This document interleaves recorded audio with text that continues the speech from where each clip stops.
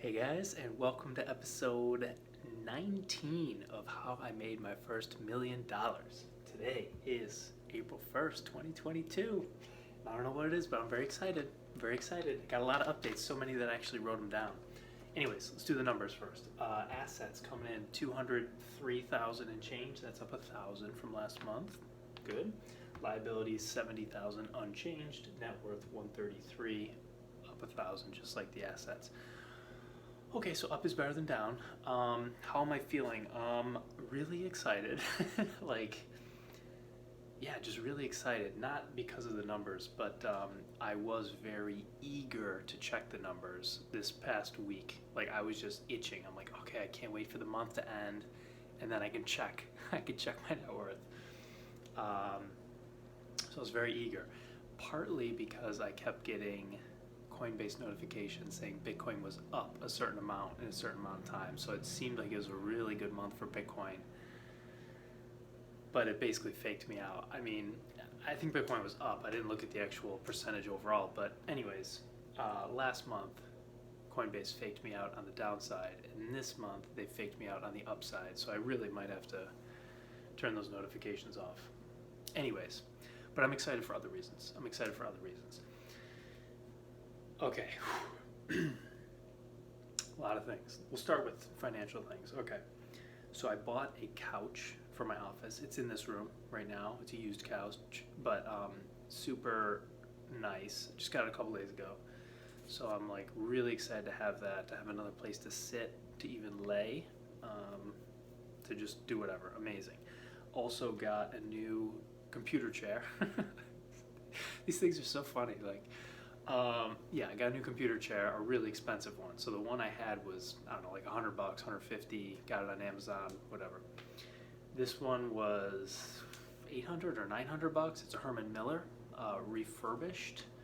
But I assembled it yesterday, or it comes in two pieces. So I put the two pieces together. But yeah, yesterday, and it's unbelievably better. Totally worth the investment. So these two things, couch and chair, were hanging over my head for a long time. I didn't want to spend the money. I just thought, okay, I can keep it in Bitcoin and it'll, grow. But it is so worth it spending this money. Oh my God, it's so worth it. So yeah, I'm very excited for those things. I also got a new pair of hiking boots. Similar thing, I was using low quality ones and they were falling apart, but I just thought I'm saving the money. So anyways, part of this journey is just learning how to spend money. Just spend it. So I really got to keep telling myself that, but yeah, it's totally worth it. So along those lines, actually, I spent $3,000. Oh, by the way, those three things in total were over $1,000. I spent $3,000 on tickets to the Bitcoin conference in Miami, which is next week already. Yeah, next week, the first week of April. So pumped. I got industry level tickets for Anne and myself. So I'm super pumped. I can't wait. I'm trying to keep an open mind and low expectations, but I just think it's going to be amazing. One way or another, I think it's going to be amazing. I can tell that Bitcoin that is a major signpost for me, a major direction I'll be going for a while in my life. So I feel like I got to go to the conference. Feels right. Last year it didn't feel right. This year it totally feels right. So anyways, really excited about that. And it costs a lot of money, three grand. So that's that. So between those two things, I got to check them off my list here. Between those two things, that was over 4 grand. So this could have been up 5 grand, but whatever. No regrets. The only other money-related thing I think I wanted to say was that I called a debt collector to potentially settle one of my debts. So I didn't settle the debt, but had 2 conversations about it, maybe 3, I think only 2. So that was a good experience. Nothing else to report now, but they offered to settle a debt for 31 cents on the dollar. And I said no, I wanted it lower because I think Bitcoin can more than triple. So to me, that's the appropriate comparison. Anyways, so that's that. So let's move on here. What else? Speaking of Bitcoin, I'm working on my Bitcoin book.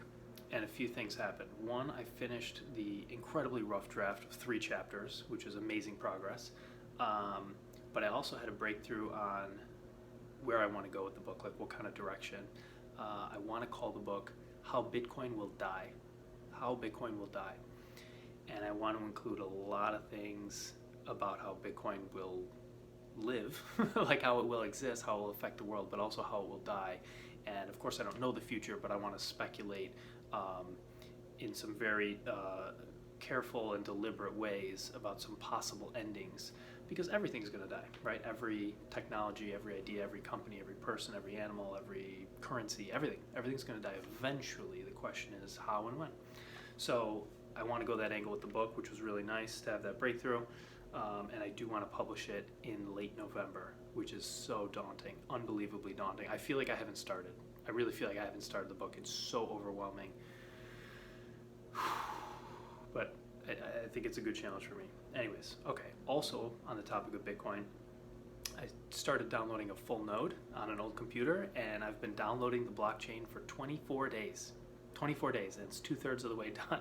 So maybe it'll be another 12 days, and then I'll have a full node. So that's pretty exciting. And eventually I also want to mine Bitcoins, but that's obviously a whole different can of worms that I'll get to in the future. Okay, so that's those things. Bam, bam, bam.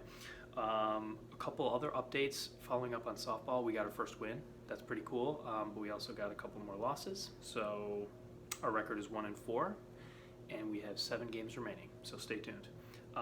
Also, earlier in the month, I did an athletic challenge with David Goggins. I mean, not like with him, but like he hosted it digitally. A 4x4 by 48. So you run 4 miles every 4 hours for 48 hours, which also is 48 miles. So I did that, but I did 4.6 miles because there's a route here that I just wanted to do a little bit longer. So it was a total of 55 miles in a weekend. And so that hurt, but it hurt in a good way, and it went really well.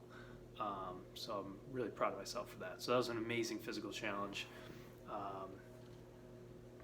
Yeah, that was good. So now I want to take that kind of energy and bring it to a writing challenge, right? Like my book, more intellectual route. So anyways, that was super cool. Yeah, just one other thing in terms of habits. I'm taking a cold shower every day, and it sucks. I hate it until it's over, and then I feel really good afterwards. So anyways, I had a whole bunch of habits that I have been experimenting with since January, and they've all come and gone. They didn't really feel right, not because they were hard, just because they didn't really serve me, but the cold shower is the one that has stuck around. So all the others I think have fallen off, but that one is still around. It really seems to be helping. So just thought I'd share that. And then the last thing on Mexico, I mentioned that I reached out to the consulates about a residency permit. And one of them got back to me and basically confirmed my suspicions of what I read on the website, that in my current situation, I cannot justify that I'm financially solvent, right? I either need a job or like a pension or a cash balance of US dollars sitting in a bank account for 12 consecutive months, 12 consecutive monthly statements.